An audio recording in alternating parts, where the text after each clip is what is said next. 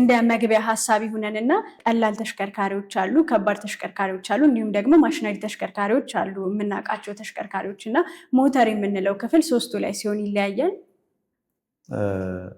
ኖርማሊ ሞተር የምንለው ቤዚክ ፕሪንሲፕሉ ከባድ የሚሆን ቀላል ተሽከርካሪ የሚሆን የማሽነሪ ተሽከርካሪ ወርኪንግ ፕሪንሲፕሉ ተመሳሳይ ነው። ዋናው የሞተሩ አቅም ነው ልዩነቱ። ለምሳሌ እኛ ጋር የምንጠቀመው ኢንጂን ዲዝል ኢንጂን ነው። ስለዚህ ኢንጂን የምንላቸው ቤዝድ ኦን ኮምባስሽን በሁለት ይከፈላሉ፣ ኤክስተርናል ኮምባስሽን እና ኢንተርናል ኮምባስሽን። እዚህ መኪና ላይ የምናገኘው ማሽነሪ ላይ የምናገኘው ኢንተርናል ኮምባስሽን ኢንጂን አይሲ ኢንጂን የምንለው ነው። አይሲ ኢንጂን ደግሞ የሚሰራው እንዴት ነው? የተለያየ ወርኪንግ ሳይክል አለ። ለምሳሌ ፎር ስትሮክ ሳይክል ነው እኛ ጋር የምንጠቀመው። መኪና ላይም ፎር ስትሮክ ሳይክል አለ። ፎር ስትሮክ ሳይክል የምንለው በአራት የፒስተን እንቅስቃሴ ፎር ስትሮክ ነው እኛ ጋር የምንጠቀማቸው ኢንጂኖች። ከባድ ማሽነሪ ላይ በብዛት ፎር ስትሮክ ነው። ዲዝል ኢንጂን ነው፣ ፎር ስትሮክ ነው። ስለዚህ ፎር ስትሮክ ሳይክል የምንለው አራቱን ስትሮኮች በአራት ምት ሲሰራ ነው ፎር ስትሮክ የምንለው። የመጀመሪያው ስትሮክ ኢንቴክ ስትሮክ የምንለው ነው፣ የማስገባት ምት የምንለው። በማስገባት ምት ሰዓት ምንድነው ዱሪንግ ኢንቴክ ስትሮክ ፒስተን ከቲዲሲ ወደ ቢዲሲ በሚሄድበት ጊዜ ኢንቴክ ቫልቭ ኦፕን ትሆናለች። በዛን ጊዜ ከሰራውንዲንግ አይረን ሳክ አድርጎ ወደ ኢንጂን ሲሊንደር እንዲገባል የማድረግ ሂደት ኢንቴክ ስትሮክ እንለዋለን፣ የማስገባት ምት እንለዋለን። ቀጣዩ ሳይክል ኮምፕሬሽን ስትሮክ ነው። ኮምፕሬሽን ስትሮክ የምንለው ቦዝ ቫልቭስ ኢንቴክ ኤንድ ኤግዞስት ቫልቭስ አር ክሎዝድ ሲሆን፣ ቦዝ ቫልቭ ክሎዝድ ሆኖ የፒስተን ሞሽን አፕዋርድ ነው የሚሆነው። ወደ ላይ የሚወጣበት ጊዜ የገባውን አየር እያመቀ ነው የሚሄድ። የሚያወራሽ ዲዝል ኢንጂን ስለሆነ ማለት ነው። በዲዝል ኢንጂን ጊዜ ኦንሊ ኮምፕረስድ የሚያደርገው ኤሩ ብቻ ነው። ስለዚህ አየሩን እያመቀ ቢፎር ቲዲሲ ሰም ዲግሪ ሲቀረው ኮምፓሽን አት ኢንድ ኦፍ ኮምፕሬሽን ፓወር ነው። በዛን ጊዜ ናፍታ በኢንጀክተር ኖዝል አማካኝነት ናፍታ ፕሬሸራይዝድ የሆነ ናፍታ ታመቀው አየር ላይ በሚረጭበት ጊዜ ዲቶኔሽን ወይም ፍንዳታ ይፈጠራል፣ ወይም ፓወር ስትሮክ የምንለው ይፈጠራል። ዱሪንግ ፓወር ስትሮክ አሁን ኬሚካል ኢነርጂ የምንለው ወደ ምን ኮንቨርት ሆነ? ወደ ሂት ኢነርጂ። ስለዚህ ፓወር ስትሮክ የምንለው ማለት ነው። ስለዚህ ፓወር ስትሮክ ጊዜ ፒስተን ወደታች ነው የሚወረወረው። ፒስተን ወደታች በሂት ኢነርጂ አማካኝነት ወደታች በሚወረወርበት ጊዜ ከፒስተን ኮኔክት ሮድ አለ። ኮኔክት ሮድ የፒስተንን ኃይል ምት ለክራንክሻፍት ነው። ክራንክሻፍት ደግሞ የፒስተንን ቀጥታ ሞሽን ወደ ሮተሪ ሞሽን ኮንቨርት የሚያደርግ ነው። ስለዚህ ክራንክሻፍት የፒስተንን ቀጥታ ምት ወደ ሮተሪ ሞሽን በመቀየር ሜካኒካል ኢነርጂ እንድናገኝ የሚያደርግልን ነው ማለት ነው። ቀጣዩ ስትሮክ ኤግዞስት ስትሮክ ነው። ኤግዞስት ስትሮክ የምንለው የፒስተን ሞሽን አፕዋርድ ነው። በዛን ጊዜ በርነድ የሆኑ ጋዞችን ወደ ሰራውንዲንግ የሚወጣለን ወይም ፑሽ አድርጎ ገፍቶ የሚወጣለን ኤግዞስት ስትሮክ እንለዋለን። ስለዚህ አንድ ኢንጂን ሙሉ ኦፕሬሽን የሚሰራው እነዚህን ኢንቴክ፣ ኮምፕሬሽን፣ ፓወር፣ ኤግዞስት የምንላቸውን አራቱን የኃይል ምስ ሲሰራ ሙሉ ኦፕሬሽኑ ይሰራ እንላለን። ስለዚህ ኢንጂን በዚህ መልኩ ነው የሚሰራው ማለት ነው። ቴክኖሎጂን የመቀበል አቅማችን በጣም አናሳ ነው ማለት። አሁን ለምሳሌ በቅርብ በምናየው በቤታችን ቡና መፍጫን ብናይ በመፍጫ ከተፈጨ ቡና ይልቅ በመውቀጫ የተወቀጠ ቡና ይጣፍጣል፣ ጣዕም አለው ምናምን ይላሉ። እና ከዚህ አንጻር እንዴት ነው አሁን ለገበሬዎች ስለ ኮምባይነር ማሽነሪ ስታስረዷቸው ወይም ደግሞ ያንን ማሽን ለነሱ ልትሰጧቸው ስትሉ ወይም እንዲሰሩበት እንዲገለገሉበት ልታደርጉ ስትሉ ገበሬዎቹ ጥራታችንን ይቀንስብናል፣ አፈራችንን ይጎዳብናል ወይም ደግሞ ምርታችንን ይሄ ምርት አልባ ያደርገዋል ብለው እንደዚህ አይነት ሪኮሜንዴሽን ሰጥቷቸው ያውቃሉ? በእርግጥ ያው አዲስ ነገር ሁልጊዜም አዲስ ሊሆን ይችላል። ማለት አንዳንድ ቦታ ይህን ኮምባይነር አይተው የሚያውቁ ሰዎች ሊኖሩ ይችላሉ። ግን አብዛኛው አሁን እዚህ ሀገር እየተለመደ ነው፣ ኦልሞስት ተለምዷል። በተለይ ከአዳማ ጀምሮ እስከ ባሌ እስከ ጊን ያለው አካባቢ በጣም ስለ ኮምባይነር ያውቃል። ስለዚህ አብዛኛው ሰው የሚጠቀመው በዚህ በኮምባይነር ነው። እንደውም የተሻለ የተጣራ ነው፣ የሚነካው ነገር የለም፣ ሌላ ፖሊሽን የሚያስከትለው ነገር የለም። ለምሳሌ ጭስ ኢንጂኑ ወይ ወደዛ ፖሊት ያደርግብኛል የሚባል ነገር ሳይሆን በቃ ሲስተሙ የተለያየ ስለሆነ የራሱ ጎተራ አለው፣ የራሱ ማጠራቀሚያ ጊዜያዊ ማጠራቀሚያ ያለው። ስለዚህ ምንም የሚጎዳ ነገር የለውም። ስለዚህ በአግባቡ ከተጠቀምነው ማለት ኦፕሬተሩ የተለያዩ ያው ባለድርሻ አካሎች አሉ፣ በአግባቡ ከተጠቀሙበት ያ ነገር በጣም ወሳኝ ነገር ነው። ማለት በጣም ብዙ ፕሮሰስ ነው የሚቀንሰው። ያን ማሳ ላይ ያለ ነገር እዚያው ማሳ ላይ እዚያው እህሉን ይዘን ነው እንግዲህ ወደ መጋዘናችን የምንሄደው። ስለዚህ አሉ አንዳንድ ቦታ ለምሳሌ እስካዩት ድረስ ነው እስከሚያዩት ድረስ ነው። ካዩት በኋላ ግን ራሳቸው ጥያቄውን ወደኛ ይንጣለን የሚሉበት አጋጣሚ በጣም ብዙ ነው። ይገርማል። ትንሽ ለማስረዳት ትንሽ ስለሚከብድ በሚለው ነው። አሁን ከቴክኖሎጂ ጋር በጣም ቅርብ አይደለንም። አይቶ ማያቅ ሊሆን ይችላል። ስለዚህ በለመደው በዚያው በማጭን ሊያጭድ ይችላል። ግን ግዴታ ያው ደግሞ ማሳየት አለብን። ይሄ ነገር በጣም አስፈላጊ ነው። ከተለያየ ነገር ከብክነት ይገላግለናል። ጸረ ተባይ የሚባሉ ነገር በጣም ብዙ ነገሮች አሉ። ለብክነት ለዝናብ ይከመራል። ምስጥ አለ፣ ስንት ነገር አለ። በጣም ጊዜያችንን ይቆጥባል። ጥሩ ምርት እንድናገኝ ያደርግልናል። የተለያዩ ነገራቶችን በአጭር ጊዜ ውስጥ ለመስራት እንጠቀምበታለን። ግን ኮምባይነር ማሽን ሲኖር በአንድ ቀን ምን ያህል ሄክታር መሬት ልናርስ እንችላለን? ወይም ደግሞ ምን ያህል ምርት ልንሰበስብ እንችላለን? በእርግጥ እንደ ሁኔታው ነው። ይሄ ማለት ምን ያክል እናጭዳለን ማለት ነው። ብዙ ጊዜ እስከ ማታም የሚሰራበት አጋጣሚ አለ። እስከ 3 ሰዓት እስከ 4 ሰዓት እንደ ሁኔታው እንደ አየር ጠባው። ይሄ ኮምባይነር ምን ይፈልጋል? ኦፕቲመም የሆነ ቴምፕሬቸር ያስፈልገዋል ለእህሉ። ለምሳሌ በጣም ከደረቀም የመሰባበር ሁኔታ ሊኖር ይችላል። በጣም እርጥብ ከሆነ ደግሞ ማሽኑ ላይ ጫና ይፈጥራል። ብሎኬጅ ይፈጠራሉ። የመሰበር ብዙ ጊዜ ምንድነው እርጥብ ለምሳሌ የመሰበር ሁኔታ እቃዎችን ይሰብራል ማለት ይጠመጠማል። እንትኑ ስትሮ ይሄ አገሮቹ ስላልደረቀ በቀላሉ አይሰባበርም። የሆነ አካል ላይ ይጠመጠምና ሻፍት ላይ ሊጠመጠም ይችላል። ኮንኬቭ ድረም የምንለው ይሄ ቅድም ትሬሽንግ ላይ ከተጠመጠመ ምንድነው የሆነ ሰዓት ላይ ብሎኬጅ ይፈጥርና ወይን አንዱ ሻፍት ይሰብረዋል። ስለዚህ ቶታሊ ማሽኑንም ልናጣው እንችላለን። እንደዚህ አይነት ሁኔታዎች አሉ። ስለዚህ አሁን የተለመደው እስከ 2 ሰዓት እስከ 3 ሰዓት እንደ ሁኔታ ይሰራሉ። እያዩ ነው። ይሄ ማለት እስከ 1300 1200 ኩንታል ሊሰራ ይችላል። እንደ እህሉ መጠንም ያ ማለት ብዙ ነገር ይወስነዋል። ብዙ ቫሪያንት ይኖሩታል ማለት ነው።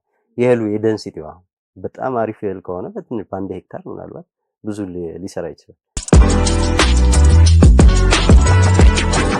አዲስ ዛሬ ፕሮግራሙን ለሚሰሙ ሰዎች ፍሬን ምንድን ነው የሚለው? በጣም ጥሩ አመሰግናለሁ ነጃት። ያው ፍሬን ሲስተም መጀመሪያ ተሽከርካሪን የሚያበርድና የሚያቆም ሲስተም ነው እና ፍሬን ያ ነው ስራው። ተሽከርካሪን ማብረድ ማቆም ነው ስራው። ግን ፍሬን ያው ብዙ ያንን ለማድረግ ብዙ አብሮት የሚሄዱ ኮምፖነንቶች አሉትና ያ ነው ዋና ስራ። ፍሬን ማብረድና ማቆም ነው ስራ። መልካም እንግዲህ እስኪ ፍሬን አሁን ብዙ አይነት ፍሬን ሲስተሞች አሉና ከነዛ መሃል የተወሰኑትን በጥቂቱ። የሚገርምሽ ነጃት ብዙ አይነት አለ። 4 አይነት ፍሬኖች አሉ። አሁን ለምሳሌ የመጀመሪያው ሰርቪስ ብሬክ ይባላል ወይም የእግር ፍሬን ማለት ነው።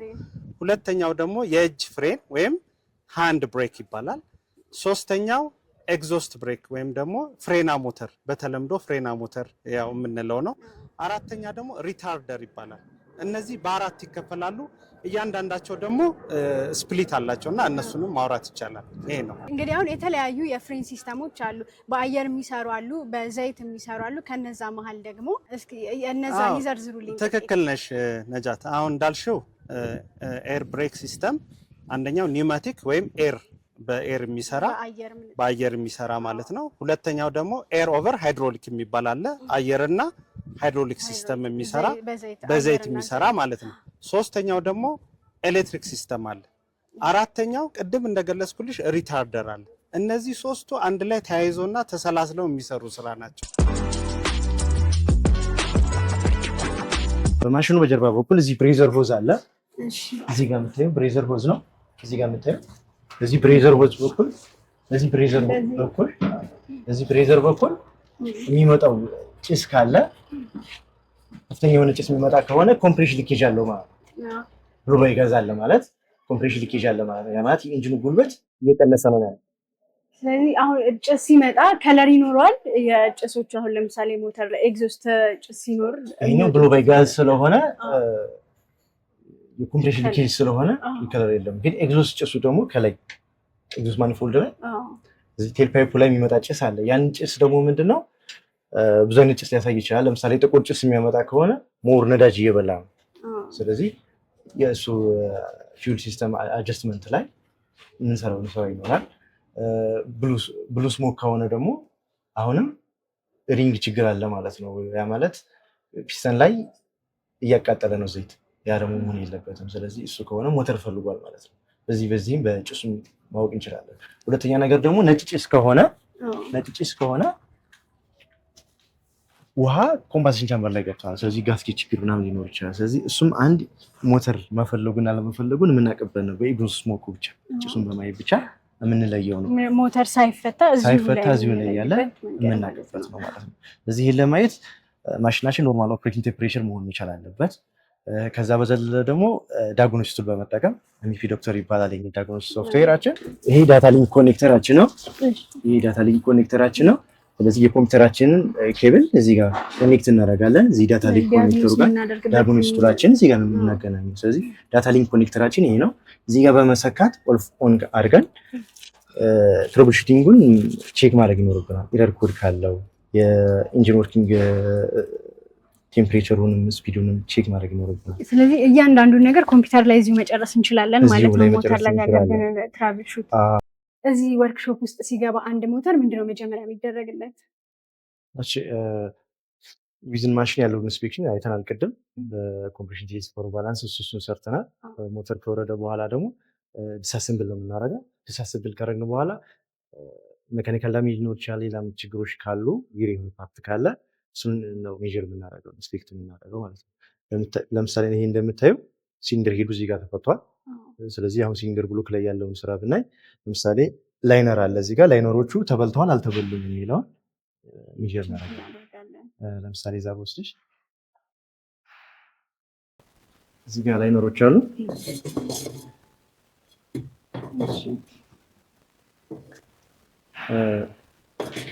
መጀመሪያ ላይነራችን ጽዱ መሆኑን ቼክ እናደርጋለን።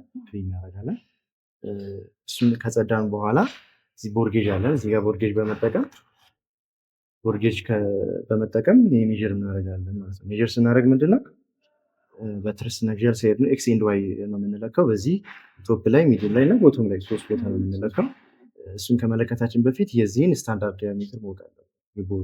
የቦሩን ስታንዳርድ ዳያሜትር ለማወቅ ከማኑዋችን ላይ ስታንዳርድ ዳያሜትር ማየት ይቻላል። ካለዛ ይህን ካርቦን ዲፖዚቱን ከጸዳን በኋላ የዚህን ስታንዳርድ እንለካለን ወይም ማኑዋል ላይ እናያለን። ካየን በኋላ ሮድ እንመርጣለን። እዚህ ጋር ሮዶች አሉ፣ ማኑዋል መሰረት ያሉ ሮዶች አሉ። ለምሳሌ እዚህ ጋር ራሱን ሮድ ብጠቀም ይህን ከተጠቀምን በኋላ ቦርጌጃችን ምንድነው እዚህ ጋር እናስገባን። ኤክስ ኤንድ ዋይ ዳይሬክሽን የምንለካው እዚህ ቶፕ ላይ እንለካለን፣ ሚዲየም ላይ እንለካለን፣ ቦቶም ላይ እንለካለን።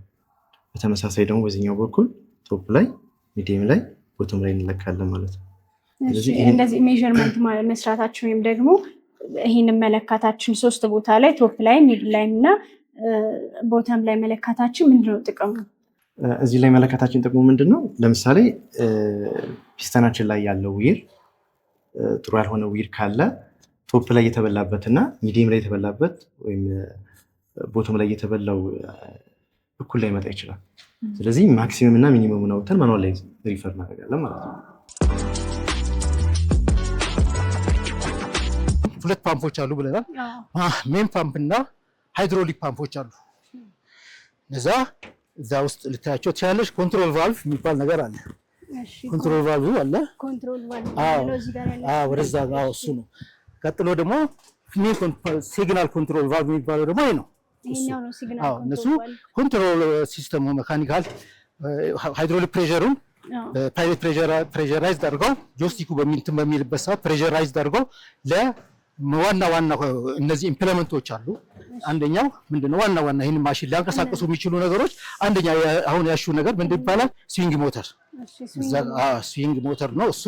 ምንድነው ማድረግ ስራው ይህን ማሽን እንደዚህ 360 ዲግሪ እንዲዞር የሚያደርገው ሙሉ ለሙሉ እንዲሽከረከር ሊያደርግ የሚችለው ያ ነው።